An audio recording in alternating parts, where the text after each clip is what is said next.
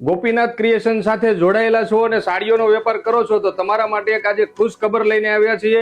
કારણ કે ગોપીનાથ ક્રિએશનમાં હવે સાડી નહીં, આ ટાઈપની કોટ સેટ, 2 પીસ 3 પીસની આઈટમો પણ ગાર્મેન્ટમાં અવનવી વેરાયટી તમને મળી રહેવાની છે. તો એક છતની નીચે તમને સાડી અને ગાર્મેન્ટની અવનવી વેરાયટી મળી જવાની છે. તો અવશ્ય અમારી શોપની એકવાર વિઝિટ કરો.